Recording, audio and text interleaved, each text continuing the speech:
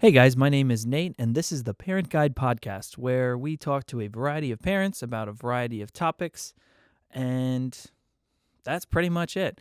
Um, Today's going to be a little bit different of an episode, a little more laid back. It's a Christmas special episode, so we're doing a Christmas themed episode talking about Santa and parents. They make the choice: do they tell them that Santa is real? Do they not? Do they wait? It's every parent is different. And I actually don't even know what Andrew's opinion on it, but we're about to find out. Andrew, welcome to the podcast. Thanks, Nate. I appreciate being on here. So Andrew is a father of two. Andrew, tell me about your two kids. So I have two daughters. We have a 7-year-old and a 2-year-old. So we got 5 years and 1 month to the day apart. Wow. Yeah. Couldn't have planned it any better. That's exactly how we planned it. Do you have co-birthdays?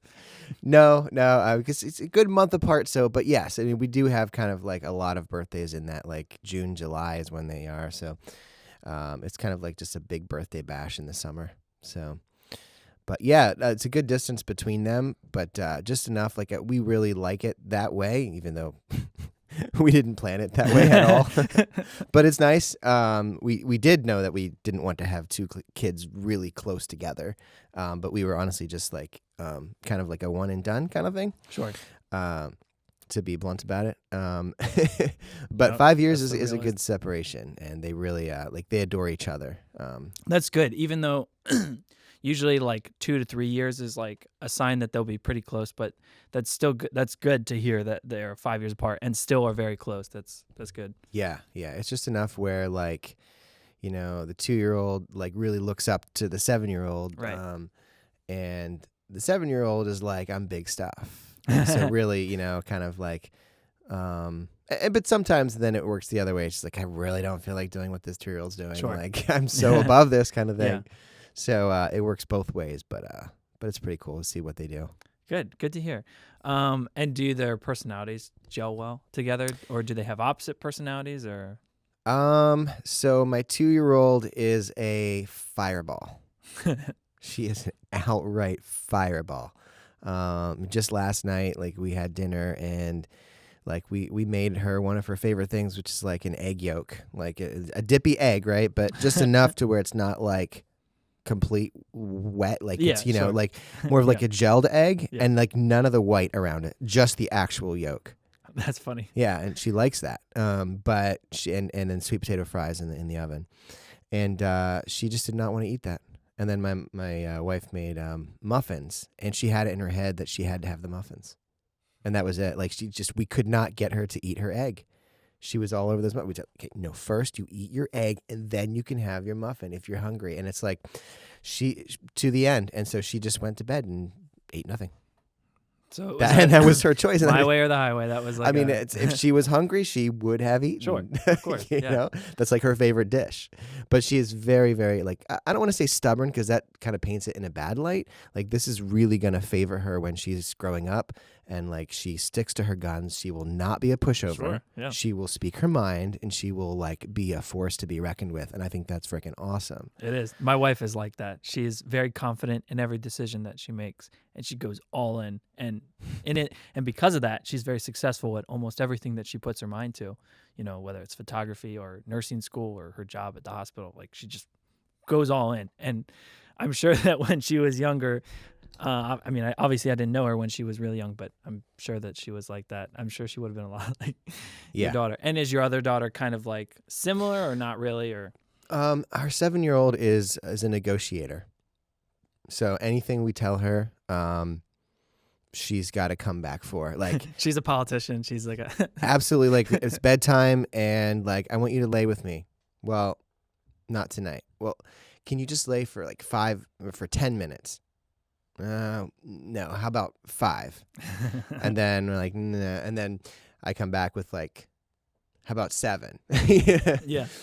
And then we sort of agree on somewhere in the middle. And it's like she always has this comeback, like this haggling, like back and forth. So she might be like a barterer kind of person, like striking deals. She might be a lawyer, hopefully not. But So I wanted to kind of get onto the topic. Since it's around Christmas, it's a good time to, I guess, context of this podcast to talk about probably because it was a topic that I already wanted to talk about when I first started thinking about doing this podcast is the topic of Santa. So like Santa's the big one. Like obviously like my parents never like when I grew up like the Easter bunny wasn't really a thing. It was just like Easter is about, I grew up in a religious family. It was more about the religious Same. aspect. I don't know where the Easter bunny ever came into play. Yeah. I didn't believe in the tooth fairy for very long, and my parents didn't really play up on that. But Santa is an interesting one because a lot of kids believe in Santa, and it's like, do you tell them do you wait till they're like 9 or 10 and then tell them? Do you not tell them and just let them figure it out? Or do you just, not tell them at all? Like well, first and foremost, I'll ask you, what do you do with have you made a decision or is it? Yeah. So they know about Santa. Okay. Or I should say that our 7-year-old or 2-year-old's oblivious to Yeah. any of that at this point. But Sure.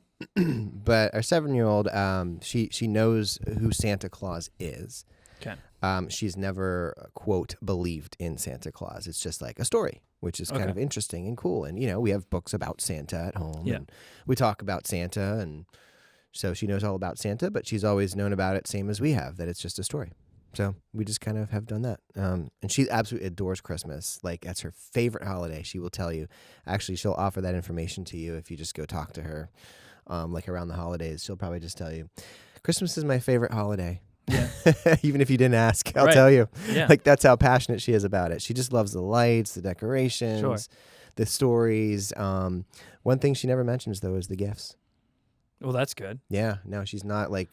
Well, I mean, it's good in the sense that like she's not looking forward to it rather than like it's good to give gifts, but also it's like it doesn't have to be the center of, Yeah. a holiday. Whereas I feel like a lot of I'm sure a lot of people would subscribe that, Christmas has created a big, culture of materialism and It has. Just greed, whereas it should, the original purpose was, to give and to celebrate time together and to, and not, the gifts aren't about like me going to Target and Right. getting you, something that you like. It's me putting time and effort into something that whether maybe it is something from Target, but like, is it time and effort? Is it something? Don't that go you to put- Target. No, this is not sponsored. But that's good. And do you think so? You think that has benefited her? Like So the way that she views Christmas, like in the way that she grows up and the way that she perceives, the world and.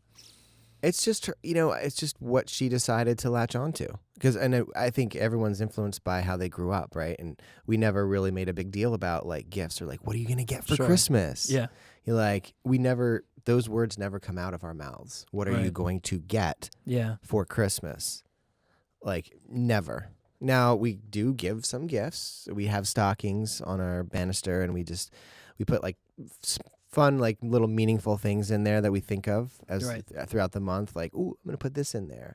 Ooh, I made a card the other day. Her and I made a card while Mom was out, and we just stuck it in there. Yeah. A Christmas card like that we did like some art on or something like that. Like, they're meaningful gifts. They're not like very materialistic. Like, yeah. I think Elsa and Anna are gonna make their way in there. Sure.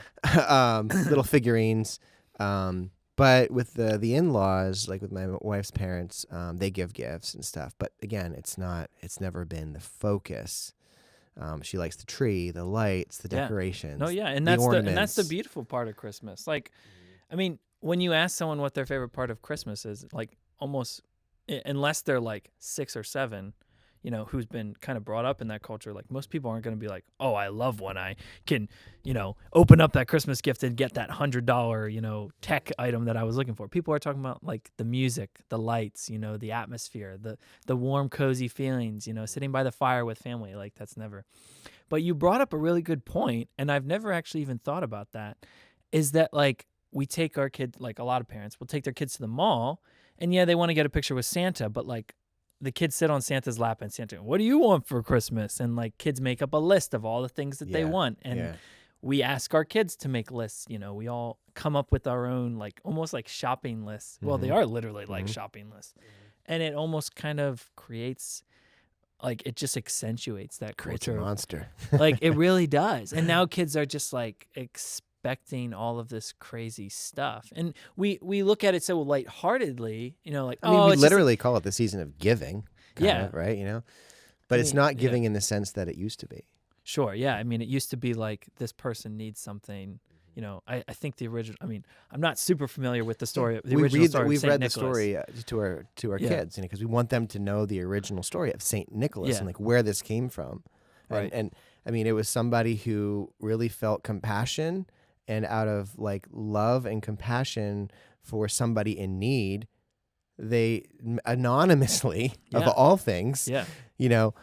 tossed them, a gift. Right. So there was an actual like somebody in need, and Yeah. it was not for like that's like complete opposite of what we do now. It's not anonymous. It's not for the Yeah. that's not always. I can't always say that it's not because someone is genuinely wanting to give that gift or because somebody genuinely doesn't Yeah. need it. I can't make that blanket statement, but in general, it's a season of buying a thing and giving it to someone, whether or not they need it. It's just you just do that. Well, it's an obligation. Right. It's become a culture of obligation.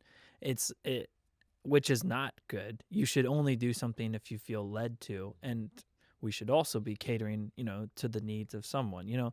Like my parents, for example. My parents are so much more wealthier than I am. And they don't care if I get them something material. The best gift that I can give them is time and effort and attention to like thank them, for all that they've done for me. Mm-hmm. And that's all that they want. And they've said that to me. They said like, Nate, like we don't need you to buy us a gift. We just want you to sometime during the holiday, no pressure to show up on Christmas Day, but like show up sometime and just be there, because that's what we want. And I think that that's the best gift that, you can give. Now, my wife, I will get her things that, she wants and that will make her feel special, because I think that some people, whether it's love language, Yeah, love language. And my wife, she loves getting gifts, whether it's like little things. Like I could go to like the dollar section at like a store and but because I got her something, that made her feel loved and that made her feel special, because I thought of her and I went out of my way to get her something, that is something that is special, rather than just like I feel obligated. Oh, it's the time. Oh, it's that time of the year. Look down at my watch and say, oh, it's time to buy people stuff. Right. How is that special? That's not. Right. Right. So, but on the same token, so that's just what we do, and then we also do like Advent, right? Which is basically the 5 weeks leading up to Christmas. So then like every night we put a little piece on an Advent calendar, and we have like a little piece of chocolate or something, and like sing a song, light a candle, and we have like the nativity there, and the kids play with it, and then we go to bed. Yeah. So like that's something that they look forward to doing, like 30 days until Christmas kind of thing. And I think that kind of just leads me into like, I think it's important to have something that's of tradition, I think what it is kind of little consequence, as long as it's something that's bringing you together. Like I know a family who, like growing up, they did Santa hardcore. Yeah. Like, and then like it became a generational thing. Like the kids, like their kids grew up, and then they had kids, and they did this thing like where they would have like reindeer antlers going past a window, and they would jingle bells like at a certain time. That's awesome. And they would like, all the kids would freak out and be like, oh my goodness, there it is. Like they legitimately all like, played, they just went all in. They played it. Cool. And like it's just like, that was their culture. Like that was their thing. Sure. Yeah. And like, for me to be like, oh my gosh, that's so terrible that they did all this Santa stuff, and they and be condescending because that's what they chose to do. Well, no, like this was a thing that like legitimately brought them together. Like they would all come together as a family, an extended family, and this was like a tradition. Yeah. So I'm on the other end of the spectrum with my family now, because I grew up doing Christmas and now they do nothing. Yeah. And I'm just kind of like, I kind of wish they would still do something. Right. Because like I had good memories of doing stuff growing up, and they're at a place now where they're like, we don't believe in Christmas, et cetera, et cetera. Yeah. And I'm just like, okay, but like you're missing out what you're missing out on by holding so tightly to a belief that, Christmas is not like it's not on. Maybe there's some like legalistic aspects about it. It Sure. wasn't on this day, or it's too commercialized, or Sure. all these things. Where so we're just gonna throw the baby out with the bathwater, Yeah. and so now like we do nothing for that. Now it makes it easier because I only have to worry about like one side of the family. I don't mean worry like no one's worrying, but you know what I mean. Like Sure. in terms of like getting together and schedule wise, I only have to plan for one side of the family in terms of a Right. get together. But all that to say, like I think tradition is important, Mm-hmm. and more so than anything we quote believe or don't believe in. I Yeah. think it's just the act of doing something that brings you together. Yeah, that's a good point. And you can do the same thing with Thanksgiving. You don't have to agree with the starting point of Thanksgiving. There's a lot of controversy around, Yeah. the Pilgrims and the Native Americans and how that all went. But you can still take there's nothing wrong with taking that moment at that time of year to be like, let's all get together and be thankful together and celebrate, Thanksgiving, that we are blessed or we are privileged or whatever. That's a good perspective. I like that. Yeah, that's really So, I mean, and it's, everyone has their stance. Like, I mean, it's just not a stance I wanted to like make a huge deal about. Now, sure. personally, I would never have my kids believe in Santa. Like, Right. I can't, and that's just a personal thing where I could not lie to them. Like, Yeah. but at the same time, it's sort of a double standard on my part because we do the tooth fairy. So like, Yeah. like we do put, Right. she's at the age where she's been losing a lot of teeth. So we put the tooth under her thing and she gets like the dollar. But it was funny the other day, like she said something about, could you put 4 quarters in instead of $1 or something like that? And I looked at my wife and I was like, she fully plays it off like she believes in the tooth fairy, like she's playing along with it. But she just said, could you? So she obviously like deep down in her heart, she probably knows that we're the ones doing it because she doesn't think a fairy flies in there into her pillow and like messes with stuff. But we also did the same thing with St. Nicholas on St. Nicholas Day, Sure. which happens a few weeks ago or 2 weeks ago at this point, where a tradition is you put a boot out front and in the morning, like overnight, and then in the morning there's a little treasure or something inside the shoe or the boot. And so for a number of years we did that, and we just, because of being busy this year, completely forgot. Just like skipped over it, and then we were like, should we do it or should we not? And then we forgot. So, but other years we have done that tradition, and she really like gets excited about like going outside and the boot's out there and it's cold, and she like brings it in and what's inside? And usually it's candy or something like that. So. And I mean, it's also just on the topic of like Santa and what your house does and like making it out to be a big decision, because you would think like in principle, you would think that it's like such a big deal on like whether or not you tell them. But like when I think back on it, like my mom kind of played along with the Santa thing and I did believe up until a certain point. But like I don't remember the specific time when I stopped believing, but like I never resented my parents for like all of a sudden having the revelation that like Santa wasn't real and that, my mom and dad were playing along with it. Like, so, I mean, it's usually not like groundbreaking. It's usually not like, I will say that the consequences are usually not that grave. Like they're usually okay. Like I don't think that your kids will hate you forever if you like, kind of play along with the Santa thing and go all in. And like Andrew said, like with your kids, like maybe they know it's not, maybe they don't 100% in their heart of believe. hearts, they probably like no, but maybe not, but maybe not, yeah.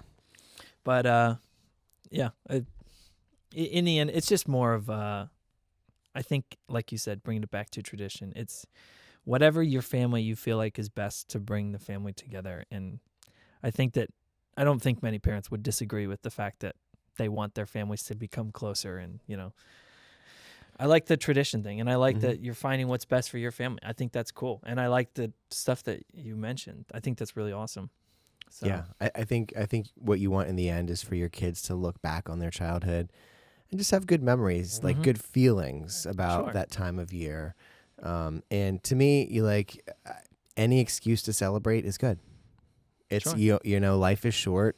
You only live once. Like, why not take advantage of like built-in times throughout the year that are pre-existing? Like they're there, just waiting for you to just do something with. Like, I mean, yeah, you can do something throughout the year just on your own or but there's something about the hype of everyone doing something and Yeah. like everyone getting it. And then you hear the Christmas music Right. and like, Yeah.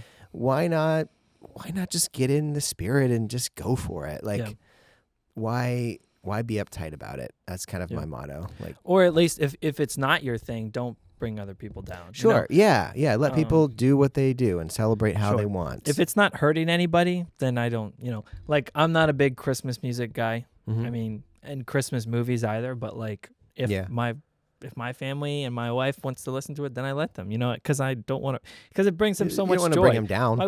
My life loves it so much. Yeah. So it's like, why would I be a Grinch and just, bring her down if she loves Exactly. it so much? Just because it's not my thing, Mm-hmm. Don't hate it, just Mhm. could do without it, So. Yeah. Yeah. Yeah. Well, that's a fairly good point to stop at, I would say. We got some great content and some great little tidbits from you. Andrew, thank you for being on the podcast. I appreciate it. Thanks for having me, Nate. I loved hearing your stories and your input. For you listeners out there, we do this on a weekly basis. This is the Parent Guide podcast. If you like more content like this, check out our website, parent.guide. That is parent.guide. You can subscribe on YouTube. You can check us out on Spotify. We're trying to get out as many outlets as we possibly can. So check us out. Thanks for listening.